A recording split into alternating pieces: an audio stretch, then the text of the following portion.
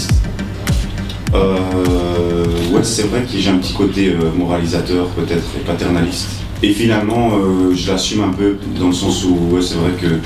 Et c'est marrant parce que c'est une discussion que j'avais eue avec Orelsan, et c'était en composant le morceau, on discutait du morceau Sommeil, en fait, il n'a pas écrit avec moi sur ce morceau-là, mais en tout cas il m'a dit qu'il remarquait qu'il y avait très souvent une espèce de morale dans tous mes morceaux, et je pense que, je sais pas, c'est peut-être une éducation catholique qui a fait que finalement j'ai toujours cette espèce de bonne conscience, je crois que je suis un peu trop bon élève et je suis pas trop rebelle en fait à la base. Ou alors ma rébellion s'exprime dans des choses toutes minimes, quoi. Mais voilà, ouais, je crois que ouais, je l'assume, c'est difficile de s'en détacher, quoi. Je vais pas jouer le rebelle, parce que je ne le suis pas du tout. Je ne savais pas, et je compose, et puis voilà, j'essaie juste de me pousser dans mes retranchements pour essayer d'être le plus sincère possible, ou du moins de repousser tous ces aspects de calcul qui font partie aussi de la composition, mais qui doivent arriver qu'à certains moments, quoi, et pas dès le début de la création.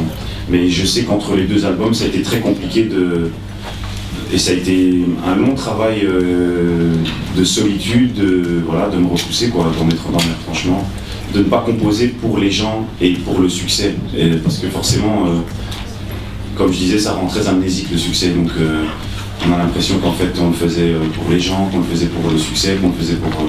Et la solitude fait qu'on revient à une espèce de gros égoïsme, et je ne m'arrêterai pas de le dire, je fais de la musique pour moi d'abord, et je suis désolé pour ceux qui pensent que je l'ai fait pour eux, c'est d'abord pour moi, mais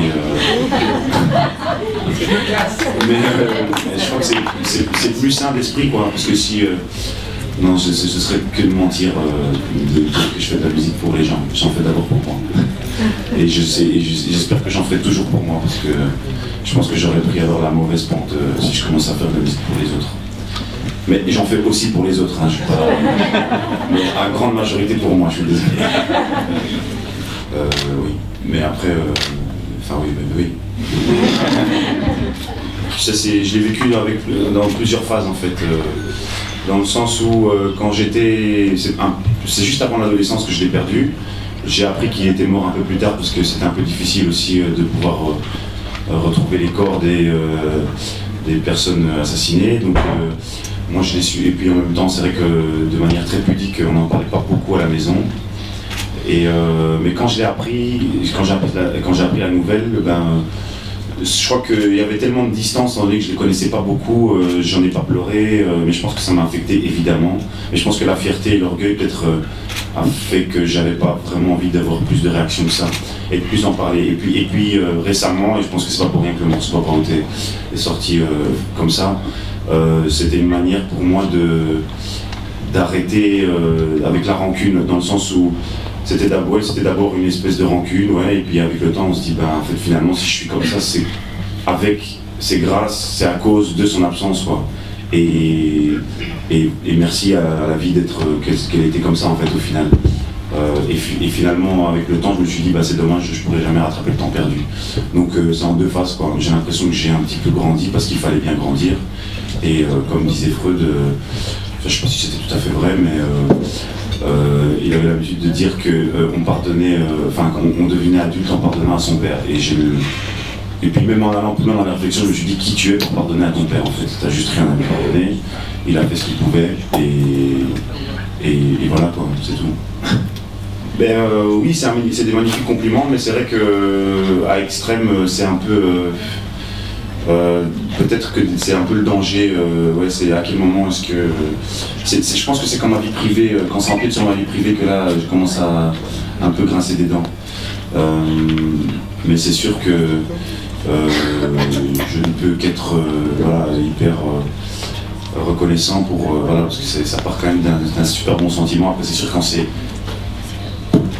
ultra médiatisé, c'est vrai que c'est hyper impressionnant, quoi. Comme vous dites, pour quelqu'un de pudique comme moi, ouais, j'ai besoin quand même de retourner chez moi, d'être au calme, de prendre ma caisse, d'aller au resto très calmement et de me dire que tout va bien dans ma tête quand même, parce que c'est quand même tout ce qu'il y a de anti-humain, ce genre de voilà, d'attention, d'avoir autant d'attention, c'est un super compliment, mais enfin, c'est super flatteur, mais en même temps c'est inhumain, c'est extraordinaire dans le sens primaire du terme, et donc forcément il y a besoin de beaucoup de temps aussi, de beaucoup de solitude en fait. C'est-à-dire que l'attention qu'on porte et qu'on nous porte, mais c'est vrai que étant donné que je porte le projet avec mon visage, forcément j'ai l'attention sur moi. J'ai besoin de le soigner avec la solitude et c'est vrai que j'en ai pas beaucoup ces temps-ci et je sais que j'en aurais besoin après cette tournée, cette frénésie, j'en aurais beaucoup besoin pour un peu me guérir de toute cette ascension pour laquelle je vous remercie, mais c'est juste que c'est tellement beaucoup que c'est sûr que ça affecte et ça handicape, ça rend pas très intelligent. Ben, en fait, c'est vrai que c'est marrant d'entendre aujourd'hui à chaque fois, oui, c'est comme si c'était une espèce de grosse boîte de marketing, de communication et tout. Et en fait, c'est pas du tout ça, mais en fait, en gros, il y a Dimitri qui est là, il y a mon petit frère qui est directeur artistique, il y a une styliste, il y a des graphistes. Puis après, c'est vrai que bon, c'est en fonction des métiers. Ici, en l'occurrence, on parle du live, donc on a Karim Merabel pour Augury et Aurélie. Mais il n'y a pas de, on n'a jamais engagé de boîte de communication. C'est juste parti d'une idée en composant le morceau où j'ai croisé comme ça tous ces moments, tous ces mecs dans un état soit alcoolisé ou peut-être drogué ou peu importe. En tout cas, ces états qui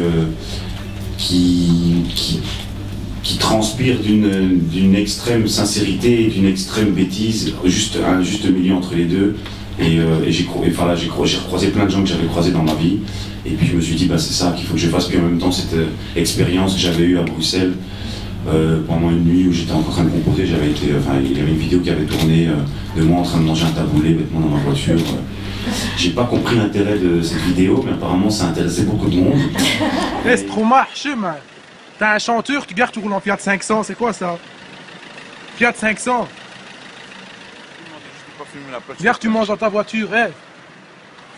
Ne me dis pas que t'as pas les moyens de t'acheter une méchante caisse, ça se trouve, arrête. Je suis bien là. Hein? Je suis bien là. Vas-y, fais le rondon, c'est pas le rondon. Tu manges du taboulé dans ta voiture. Et je me suis rendu compte qu'en fait, quelque part, c'était pas une vengeance, mais c'était une envie de se dire, vous voulez de la chair fraîche, je vais vous en donner, quoi. Mais il n'y avait pas de... Et c'est vrai qu'on a eu tendance à se laisser emporter dans cette espèce de titrage, le roi du buzz, le truc. Et en fait, c'était pas du tout l'intention du buzz, c'était plus de créer, de faire des choses un peu différentes.